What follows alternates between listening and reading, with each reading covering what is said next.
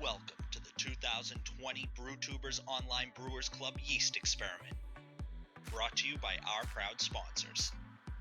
Woody's Homebrew Store. Use code BREWTUBERS for 10% off your entire order and get free shipping on any order over $58. Go to www.woodyshomebrew.com. Imperial Yeast, a half stainless steel mash panel sponsor of the Brewtubers Online Brewers Club, an official yeast provider of the Yeast Experiment. Imperial Yeast offers brewers of all sizes access to world-class yeast and the best possible customer and technical support. Be sure to grab a pack or two now at your local homebrew shop or Woody's Homebrew. And lastly, Hopsteiner, the official hops provider of the 2020 Yeast Experiment. Get brewing.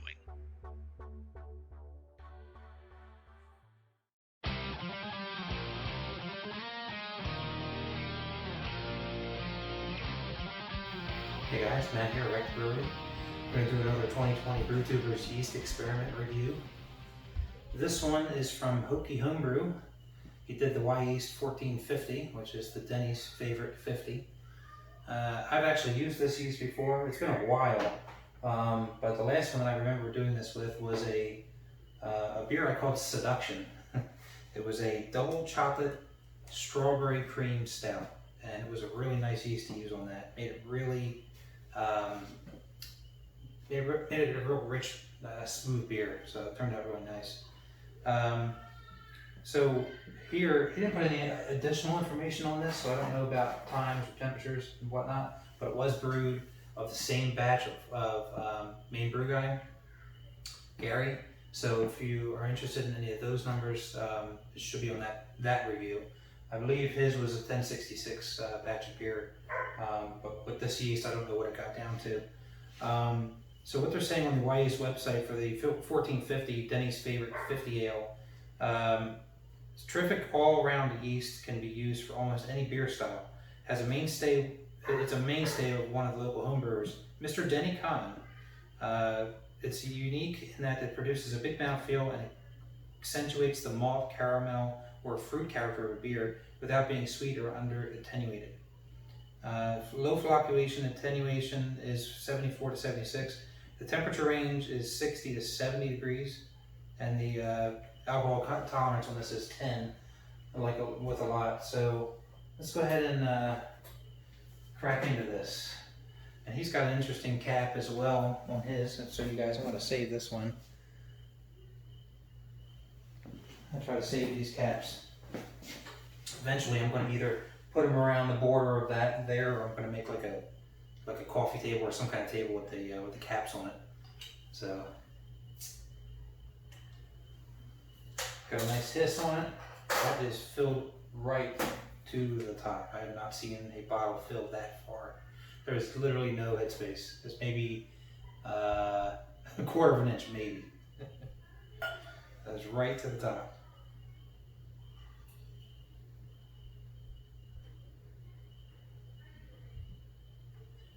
Okay, leave that nice bit behind, just in case.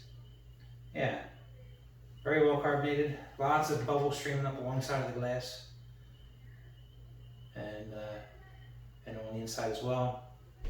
It's pretty clear. It's not fully clear. It's a little bit hazy, but it's fairly clear. It's not as clear as Gary's. I think Gary's his yeast did clear it out real nice. This is close. It's got that same nice color. It's like a sort of like a golden straw-ish color with some orange hues in there. So the head, it's got a decent head on it. It's probably about a finger. They're all small bubbles in there. Looks a little bit creamy. It's probably going to burn off from the look of it. But it definitely is hanging onto the side of the glass. It's got some good lacing on that. It's my wife's birthday today, so the kids are all going crazy out there. We're just waiting for the rest of them to finish dinner so that we can have some cake. It's got a nice aroma to it. You don't get a lot of the I can't pull out the direct hop presence from this one. It does smell. I think I'm getting more of the malt out of this one. I'm smelling a little bit of that honey malt that's in there, some of the caramel that's in there. now that it's starting to I guess warm up or be out for a little bit, I can start to smell a little bit of the hops. That's starting to come in now. It's got like a really sort of like a low end citrusy smell to it. Mostly getting just some of the hop characteristics from this. So it's quite nice. Let's go ahead and give it a taste. Cheers.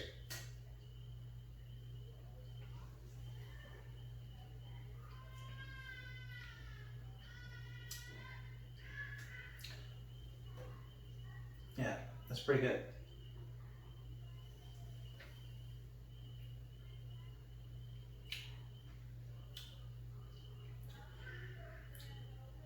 You get a little bit of the characteristics from the hops, but I think I'm mostly getting the malts from this one. I think I'm getting more of the taste that I would expect to get out of the malts from this one. So it's interesting. Yeah, and the head that definitely burned off. That was the end of that. But it is hanging onto the glass. I'm not sure what the alcohol content of this one, if it's 6-7%, somewhere in there. It's probably similar to a lot of the others. So I don't know if this was on the higher end or what.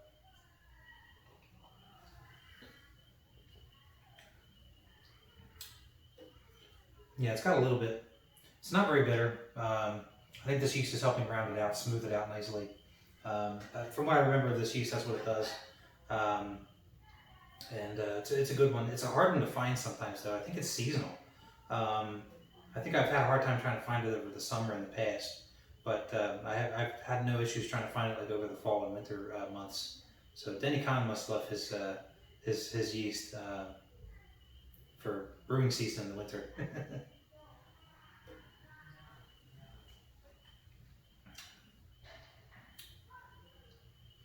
Yeah, that's really all I have to say about that. That's pretty good. It's probably not one of my favorites for this style of beer. I think for a West Coast IPA, you would want something that's going to give you a little bit more of the punch from the hops and a little bit more presence there. It's there. It's definitely in there, but it's more. This is more favoring the malt, which is good for those type of beers. But I think for for this experiment, it was perfect. That's exactly what you want. You want to see the full spectrum of different yeasts that are out there, and that's what you got. But yeah, probably not what I would use on this style. But this is a great beer. Otherwise, I mean, you could definitely tell the craft. Some professional brewing went into this. It's a really nice, damn good beer. So great job, Hokie Homebrew and Main Brew Guy, for putting this together. And I really appreciate it. We'll see you guys on the next review. Cheers.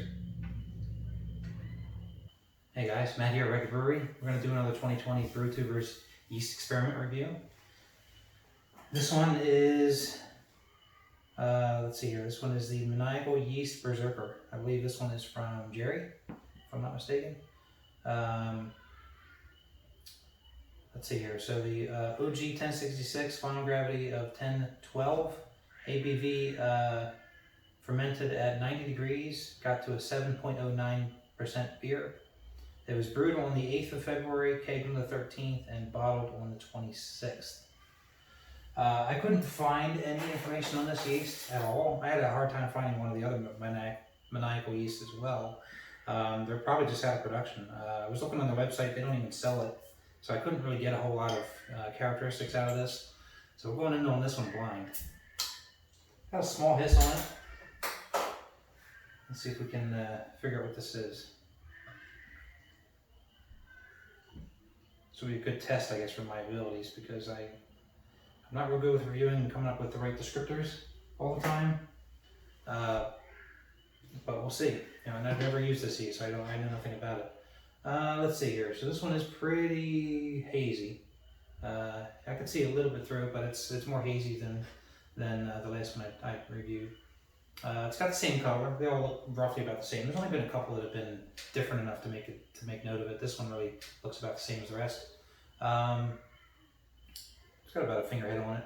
It's got some nice tight bubbles in there. It looks like this doesn't look like it has a lot of carbonation in this one. It looks pretty low in the carbonation side of things. And that could be anything. Could be just from the shipping. Could maybe some got out of there. I believe, if I recall, watching Jerry's video of him bottling, he bottles his similar to the way I used to bottle it. And I remember Mike Dean kind of criticized me on it in a good way. I definitely took some constructive feedback and made an adjustment. But I noticed when I used a wand like that to bottle off my keg, I definitely noticed a little bit low in the carbonation. I ended up having to over carbonate just to make up for the difference in the bottles. And I wonder if that's what's going on here. I remember watching him do his bottling video, and he bottled his very similar to the way I used to bottle mine off the keg. And I kind of wonder if that's what happened here. But yeah, there's some carbonation in there. You can see it for sure. And also, you know, it's definitely hanging onto the glass there. It's got a very clean smell to it. It smells very similar to a lot of these. I'm not picking up any hop aroma on this though. Yeah, I'm probably getting a little bit more of the malt character from this than anything else. It also smells maybe a little bit like a tad of like lime or something. Like it's a bit tart in the smell, just a little bit. But let's go ahead and go for a taste. Cheers.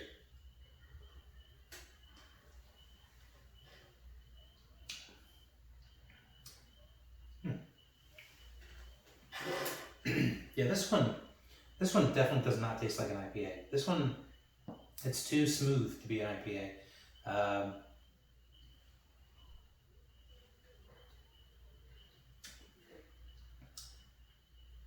Yeah, it's got like a slight tartness to it. And remember that lime I was talking about? I can definitely taste on the back end. I can taste a little bit of that lime, I think. This to me, I can't remember where I read it, where I saw it. One of the videos, not particularly this beer, but on a couple of the beers that somebody was mentioning that like they were trying to help critique the style a little bit, just for what you're presenting in the glass. And I remember a couple of beers being referenced as more of a pale ale. I think Gary might have said that actually. Now that I think about it, this definitely to me tastes more like a pale ale than a IPA.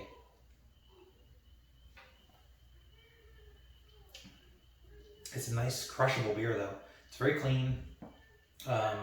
You get maybe a little bit of the malt character from this, probably more than anything. I get very little in the hops actually. So this yeast is totally masking those C hops, and it's replacing it with a little bit of like a tartness or like a lime taste to it. Quite interesting.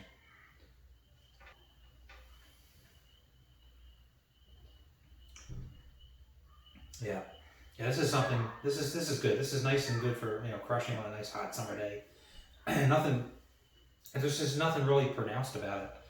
That's the downside, I guess, of this yeast.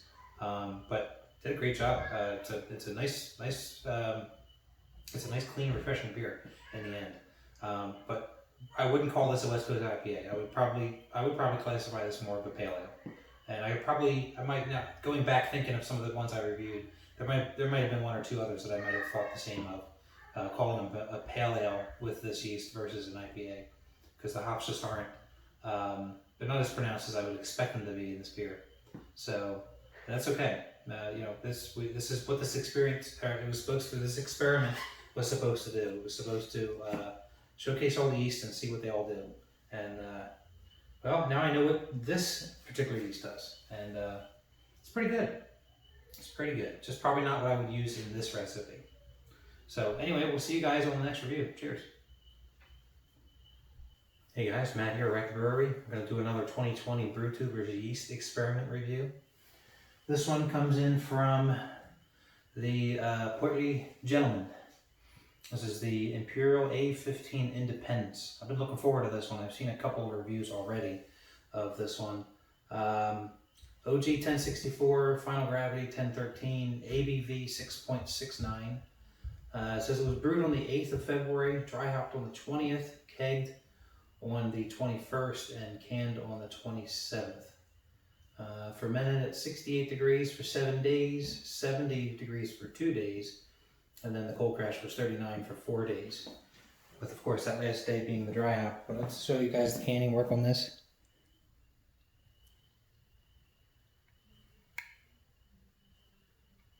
Pretty cool. And another canner amongst our group, although this one's different. This one's like a wide mouth opening, so I hope I opened this right. I'm trying a new glass too, brand new glass. Got a sticker on there. All right, let's take a look here. I guess. All right. Oh yeah, that is filled right to the top.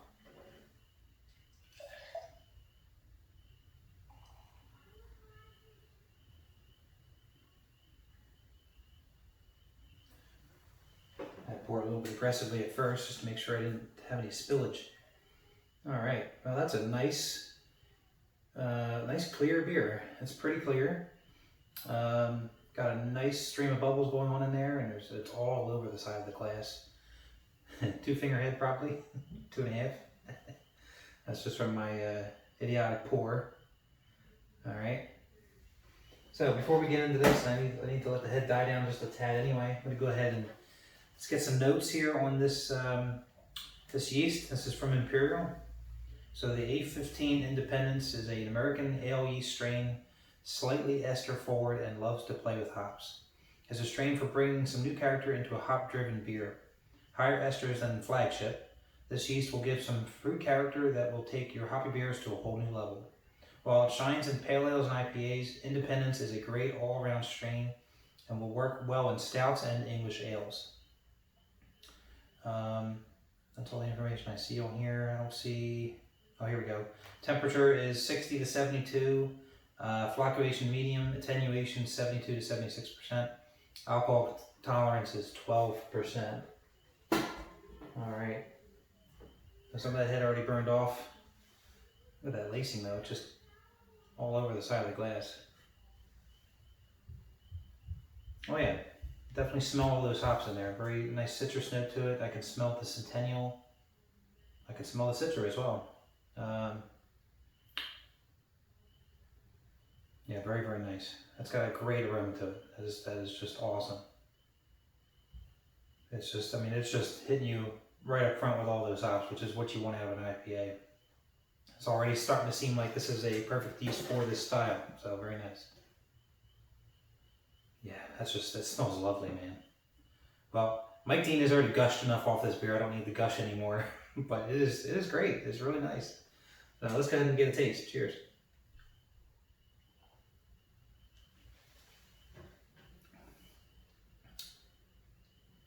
Oh, hell yeah. Yep, I can see what all you guys are talking about. I saw a couple of reviews on this beer already. And, oh yeah. Those hops are definitely shining straight through this, on this beer.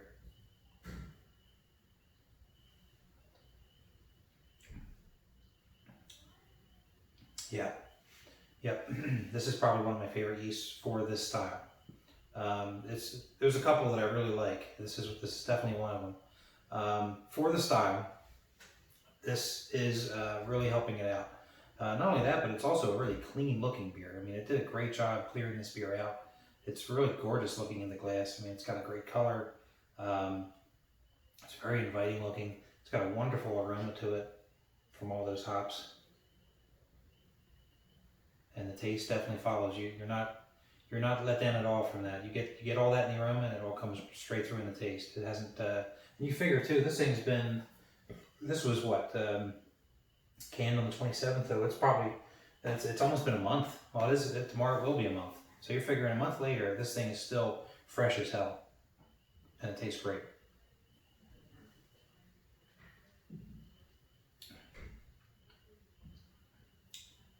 Yeah. Very, very nice. Well, great job, portly gentlemen. This is a really nice beer. This is a winner for sure, and definitely shows your craft. I mean, we got some. I've said it before. We've got some professional brewers in this circuit. So I'm going to go ahead and enjoy the rest of this.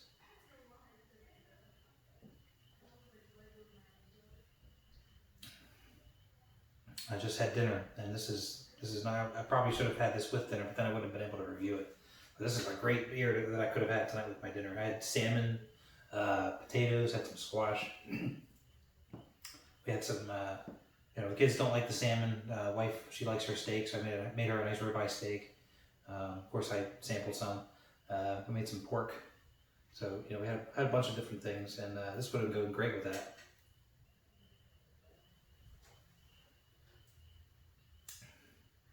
Man.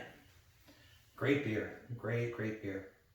This is definitely a yeast that I will have to mess with again. They were saying it was good for pale ales and all your hop forward type beers like your IPAs and things. So I'm kind of thinking out loud here. I've brewed the DKN before, and I believe that uses the WLP 001. I've only brewed it a couple of times, and I think that's the yeast that we use. Yeah, I kind of want to try this yeast with the DKN now. I think that would turn out great. So, it's just awesome, man.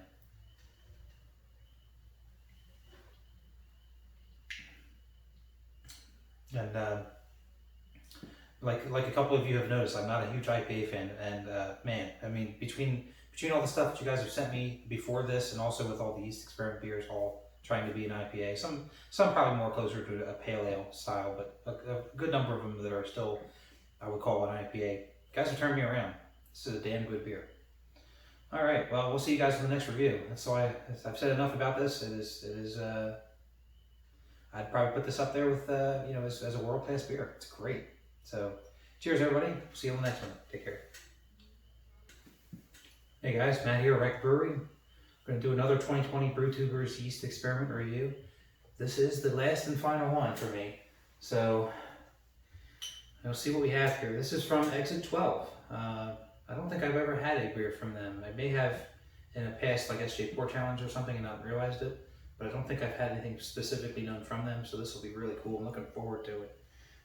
This is their take on it, the West Coast IPA.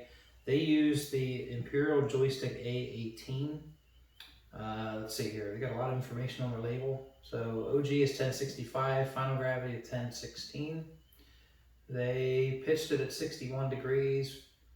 Let's see, 1 day at 62, 5 days at 65. Cold crashed for 8 days.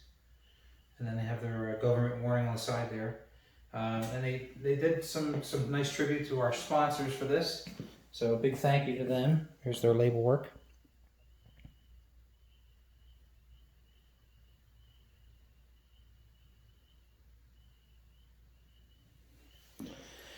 Very nice. Now they they put some tape on the top of theirs. So they really want to make sure that cap doesn't come off. Go ahead and use our, since I still have it out here, the Halloween, the pumpkin bottle opener. A friend of mine got me that one Halloween for the fun of it. It's a cool little bottle opener. Oh yeah, you can see the bubble streaming straight up out of the bottle already.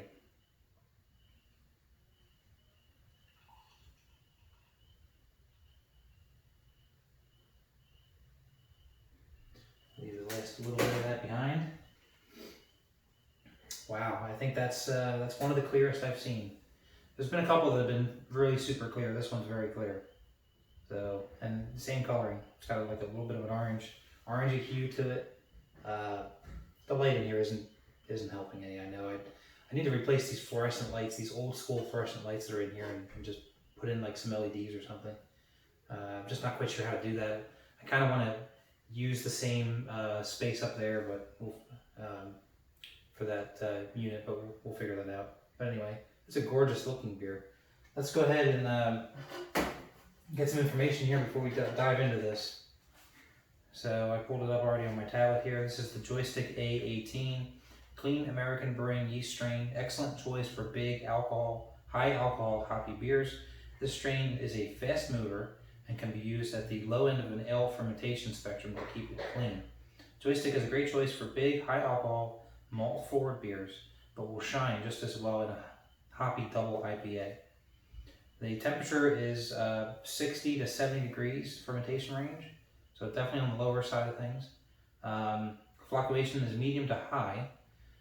Attenuation 73 to 77%, and the alcohol content or alcohol tolerance is 12%. So let's go ahead and see what we have here. So I already took a look at it. It's very clear, very clean looking beer. About the same color as the rest of them. This has been sitting here for a couple minutes since I was talking, and still has a big finger head on it. So the head seems to be sticking around for a little bit. It's got nice tight bubbles on there. It's got good lacing around the glass too. It's kind of hanging on there. So, oh yeah, it's got a nice clean aroma to it. It doesn't smell as hop forward as the last one I just had.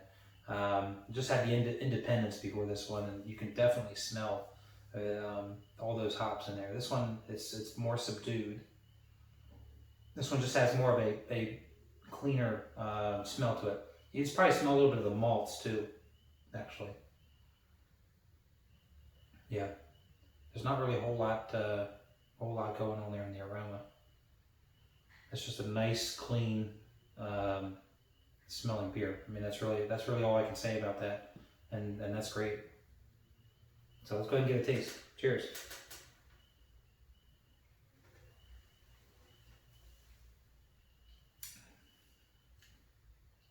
Okay, so this, just comparing it to the one I just had. So this is similar. I'm trying to think. This is probably similar to like the Chico yeast in a way, in the sense that it's a very clean tasting beer and gives it a chance. It gives it a chance for the hops to kind of shine through, without like boosting them up. I think what I really liked about the Independence yeast is that it boosted the hops. I mean, you couldn't avoid them. They were there, and that was great. You know, for an IPA. This, however, though, you can taste the hops. But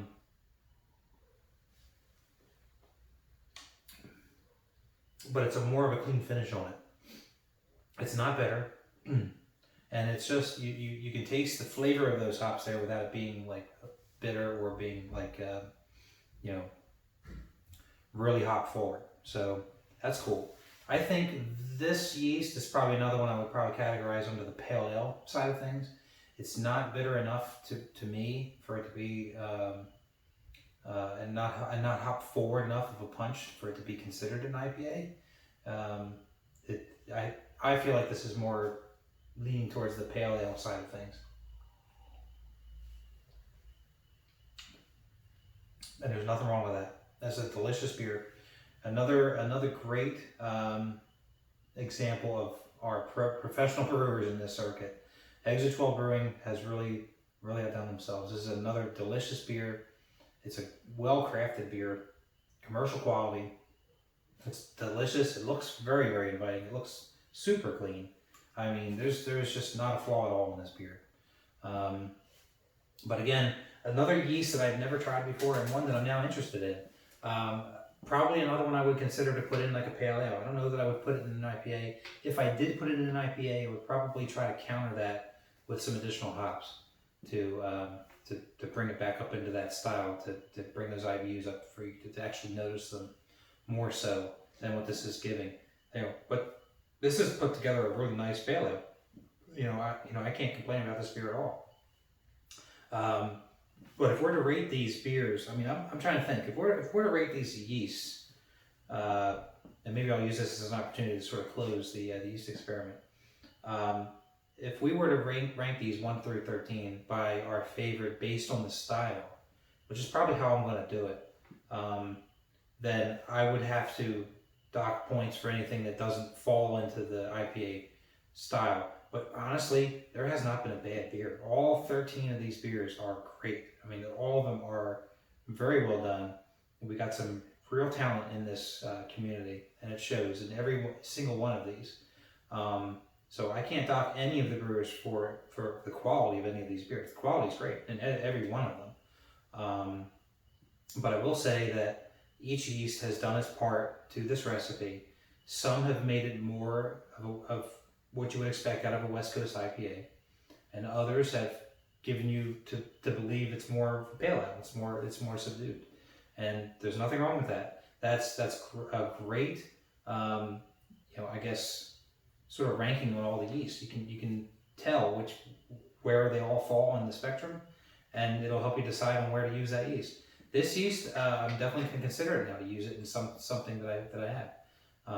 But at least now, knowing, going through this experiment, half the yeast that I got to sample in this experiment, I've never used before.